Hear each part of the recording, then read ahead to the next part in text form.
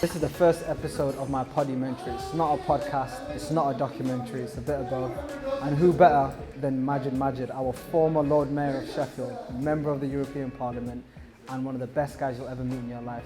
There's a lot of lessons to be learned from him, and all I can do is bring it out of him. But this is not any podcast. This is a Podumentary. This is a Podumentary. All right, so we've got Magid, former Lord Mayor, Somali, young, Muslim. You know, he was an MEP, member of the European Parliament, and now he's sat here in Unity Gym. Also, I was King of the North. I was Mother of Dragons. No. But yeah, Magid's done a lot. You're on the show Hunted. How was that?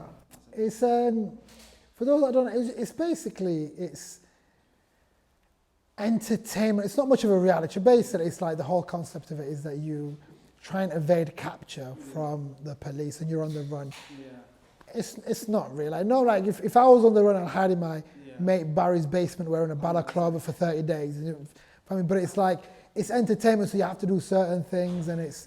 But to be fair, the best thing that came out of that for me is that I actually got to hitchhike around Wales, which I never would have done out of necessity, but it was beautiful, and I met lots of great people. And you wrote a book as well, right? Yeah. So alhamdulillah, I was fortunate enough to write a book.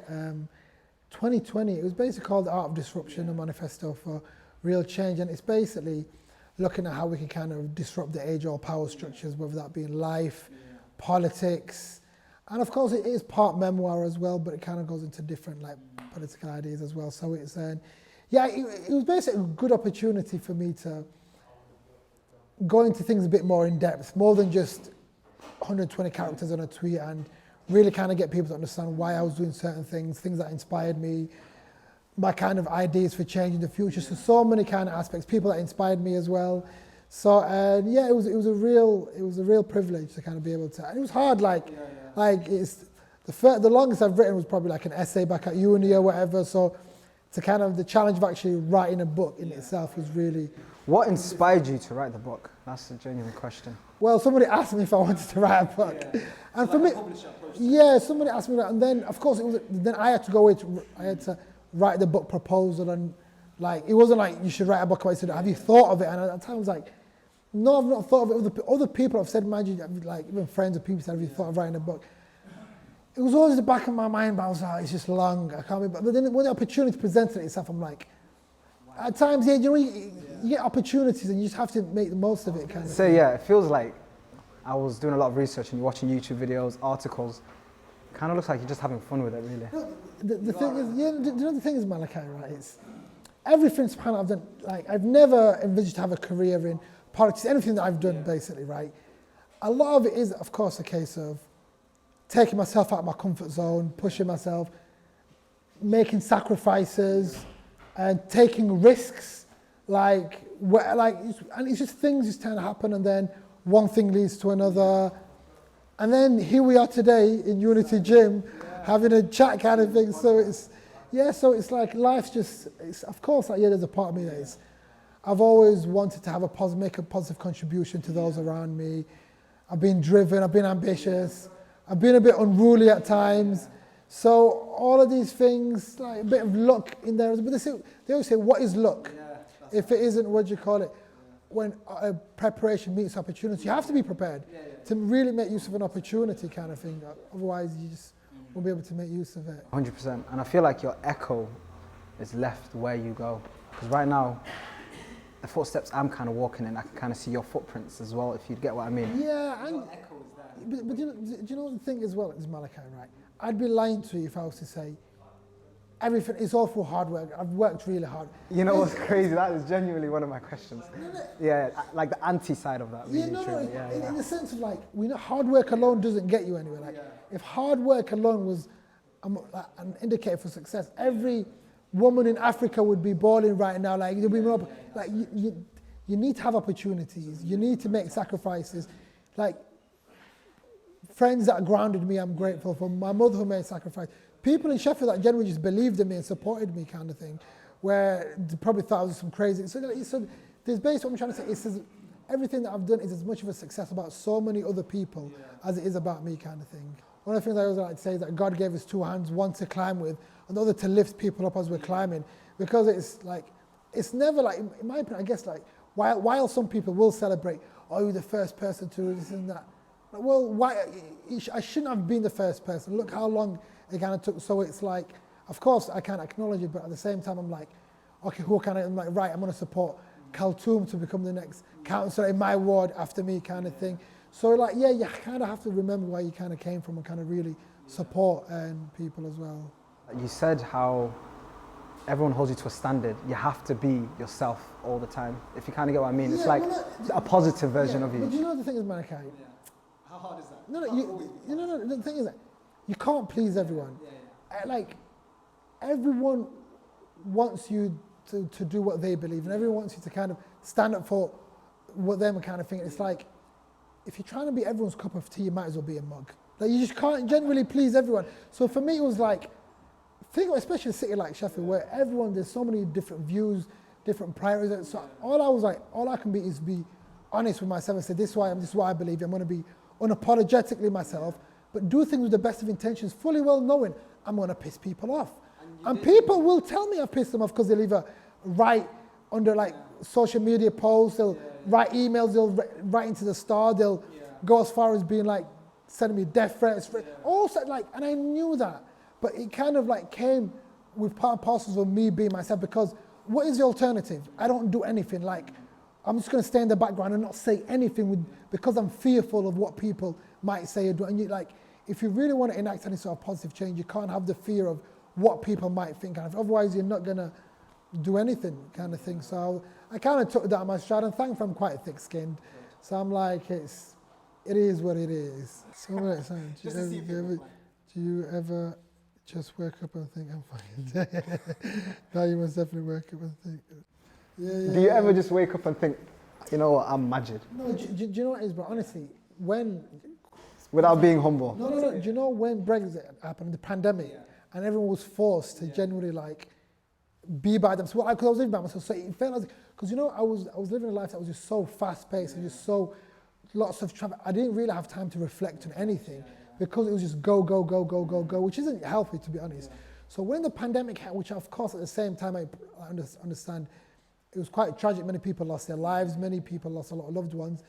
But in a personal level, for me, it was just a time of reflection. It was as if like I was forced to think. I was forced to address certain things. So I did a lot of reflecting at that point, and it was like quite very therapeutic. I kind of like, so that's when I kind of was like, kind of looking back, I was like, like there was a lot of things. But naturally, you know, my kind of character, I don't celebrate. I don't even celebrate my own birthday. I'm just not somebody that just like, I'm just like, let's just get on with it, what's happening next or whatever. So it's, where at times my friends be like, but Magid, like, why are you not acting like, I'm like, yeah, cool, sorry, bro, let's just kind of get on with it, kind of thing.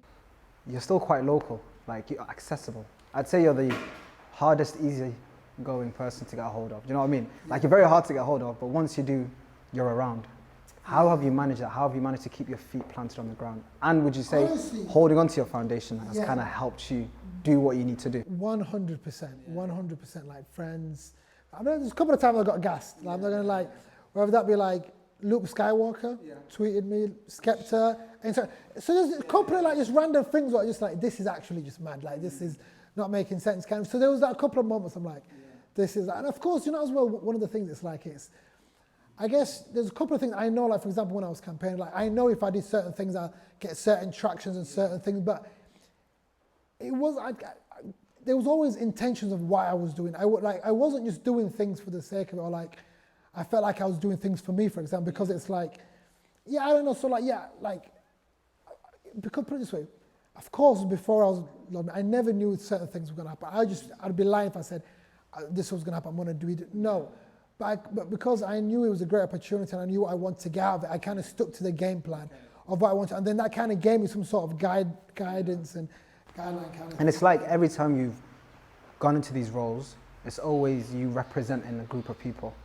Regardless of the t-shirt you're wearing or the things you're saying, it's never solely about you. It's always about those you familiarize yourself with. I've been in many different environments, buildings, meetings with people where I wasn't necessarily meant to be in that room. Or some people may say they kind of feel that imposter syndrome, whatever kind of thing.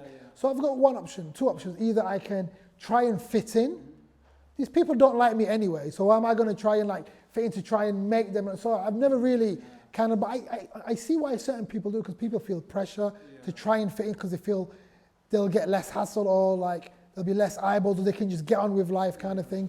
Whereas for me, it was complete opposite. I'm like, listen, I am where I am. I know certain people might not like the fact that I'm on their level, I'm here, but I'm going to be myself. And sometimes my mere presence alone would piss people off. I wouldn't even have to say anything. Just me being there would really get to people. Or sometimes honestly, people would embrace it. Some people would be like Magid, you know, how'd you do it? Like, how can you be authentically yourself in this environment that was built for people not like yourself to kind of be? You traveled to Brazil, you've climbed Kilimanjaro, you went to Switzerland, skiing. So you did all these things that are not traditional for a young Somali lad to do. Well, How much? It's back in the day. Back in the day, but still, how do you think that has played how has that played into your ambitions? How has that encouraged you? How has it added to it? Without answering, this is the tricky part, the cliche, it expands your horizons. In a more nuanced way, what would you say those experiences let you be who you are now? Do you know, okay, from a young age, I've always been, I've liked to put myself in uncomfortable situations. Because honestly, from a young age, I just believed that there was a lot of good that would come from me being uncomfortable. Me putting myself in this situation. Like, for example, when all my friends went to one college, sixth form college, I went to sort of complete other side. Or I would want to kind of travel I just had a thirst for just wanting to learn more, generally even just build my head, just wanting to experience different things I've never kind of experienced before. Meet different people who aren't like me kind of thing. And of course, all those of course, gave me social skills, kind of made me learn about different people, and just really kind of just made me I kind of learned more about myself, more about the world, and that 100% made, like, all those experiences make you who you are, especially when you're young as well, kind of thing. Yeah, because you did it straight after sixth form, didn't you? Yeah, it's a lot of times I wouldn't even tell my mum. I literally would tell my mum, like, 3 days before, Mum, I'm going to South America 4 months, I'll see you when I get back. And I was 18 at the time. I literally would be like, or I'll just be doing it, but it's like, the reason for that was because I know my mum would give me an earful, like, what are you doing? Like, why are you wasting money? You don't know anyone. I didn't tell her I'd be couch surfing with people I met online, or just like meeting, so there's certain things I'd but the thing is, it's like, of course there's a big part of being reckless. There's certain things I look back, I'm like, what the heck was I doing? Like that was completely reckless. But the thing is, it's like, it's, no regrets. Yeah, like, of course, there's certain things like it's, there's certain things I do differently, of course, but it's, everything's character building, as they say. You're still quite well connected to culture, like previous to this conversation, your religion. Yeah. Has there been times where you were tested that was just hard, where you nearly lost yourself, would you say? I'm being tested right now. I'm tested all the time. I'm tested every day. What would you recommend? How do you keep your feet planted on the ground? Honestly, okay, for me, it's like, bro, you'll get tested, whether that be your faith, whether that be your health, whether that be your family ties. Tests are going to come from all angles. 100%. But you have to kind of just come back to what really matters. Like, when you really boil down, it wasn't the job I was doing. It was just faith, family, and friends. Like, that's just what kind of, so for me, it was like making sure, like, I've got close relationships. And of course, naturally, like, your faith's going to be up and down at times. Like, you may not speak to your mum for a long time. So it's like, you need to, for me, I guess I was, like, grateful for my mum for many ways, in terms of, like, the roots that she kind of instilled in me from a young age. So I never really ever lost a sense of my identity or what really mattered, kind of thing. So it's all of those things, that experiences growing, all those things kind of really helped keep me grounded and stuff. I heard a little rumor, right? It's not a bad rumor. It's a cool rumor, to be honest. Okay. It's like, before you went to do the London Marathon, you did barely any training whatsoever, and you ran it anyways. Yeah. What would you say kept you going? Is it the Somali gene of just? No, I'll tell you. There's this thing. I just love challenges. Yeah. I will put myself through pain, because there's something about the sense of achievement at the end, right? And I did the London Marathon. I did it twice. The first time I did it in 2017, I did 4 weeks of training, which is nothing. You literally meant to do like 6 months. 4 weeks of training. I did it in 3 hours and 49 minutes. Bro, that's, like, that is unheard of, right? And not only that, I kept the same pace throughout the entire event. And I hate running that much. The 4 weeks of training, I didn't run outside because I hate running. So I did it all on a treadmill, kept the same pace, and that trained me. And literally my slow twitch fibers, my probably like East African genes kind of helped me. I'm good. But then the next, when I did 2 years after, I did zero training. I kid you not, I was eating ice cream on the route. I was like, stop my top. I did it in 6 hours. But you need to understand, like, I stopped every quarter mile for a masseuse to get physio, to get massage, because I was getting cramps. So I wasn't taking it serious, but I knew I was going to finish it. So sometimes I just do random, just different things to kind of like, I don't know, I'll just sign myself up for things. I'm like, I'll just deal with it. Yeah. Anything that you want that's worth having in your life is going to come with some form of difficulty, some form of vulnerability that you have to take, or take a leap of faith in anything. So yeah, maybe I practice that a bit extremely kind of thing, but it's just, it's something that's kind of worth doing. So I'm going to paint a picture quickly, right? And I want you to imagine this scenario, right? You are now the Lord Mayor, right? You've been voted in. God forbid.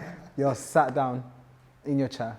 The camera crew have left the building. Your family's left the building. All the paparazzi, you know, all the fans, let's say, you know, the local Sheffielders have all left the building. The doors have closed.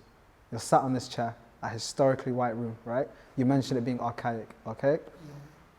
You look around, what's the first thought that came into your head? Like the first thing that you thought of in that moment? That first breath. Honestly, like, I don't even know what I was thinking. Do you know, like, I couldn't say exactly what I was thinking at that time, but there was, at one point I was thinking, like, naturally I thought to myself, because you look at your environment, right? You see these portraits of the people of like 100 and whatever years ago, whatever. You kind of come to realize, like, the people that built this building or built this room would have never thought that somebody who's a black Muslim former refugee would have ever been sitting in this. So you kind of course, there's a moment you kind of sort things up, but. And then, like, I'm not someone that really, it didn't really impress me much because everything's temporary. I knew I was going to eventually kind of leave. So for me, it was like, sorry as a functionality, but there was a moment, of course, where I kind of reflected. But then I didn't kind of get lost in the sauce or anything like that. It was like, if you could have a billboard with anything on it, what would it be and why? First of all, where's this billboard? New York, Times Square, everywhere. Okay. So is it one billboard or lots of billboards? Lots of billboards. For 30 seconds, everywhere in the world where there's a billboard. What would it say? I don't know, just find your purpose. I don't know, like, might put like, La ilaha illallah. I don't know. I literally just don't know. Like, the thing is, I just have to really just kind of like, no, the reality is, like, the thing is like, it's, whatever it is, you'd want people to move in some way, because like, even generally, a lot of the things I would communicate, I'd always try and engage people on an emotional level. So there's nothing worse than just like, there's that Maya Angelou quote that says, people don't necessarily remember what you say or do, but they remember how you make them feel.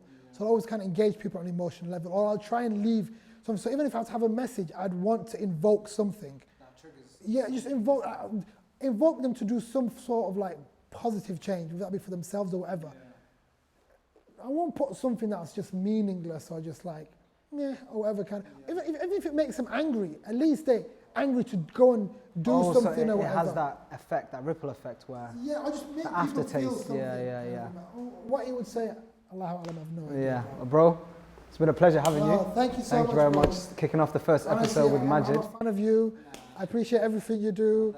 And yeah, man, we're here to support you, man. Definitely. This is one of my role models. He hates that, by the way. He's one of my role models. Generally, honestly, it's not like someone like, I genuinely, it's people like yourselves that genuinely inspire me, kind of thing. Like, it's, because when I look at you and I look at other people, I'm like, mashallah, these people, and it kind of motivates you. Like, imagine what you're doing. You gotta fix them. You gotta kind of start moving, because like we kind of like can't just kind of stop kind of thing.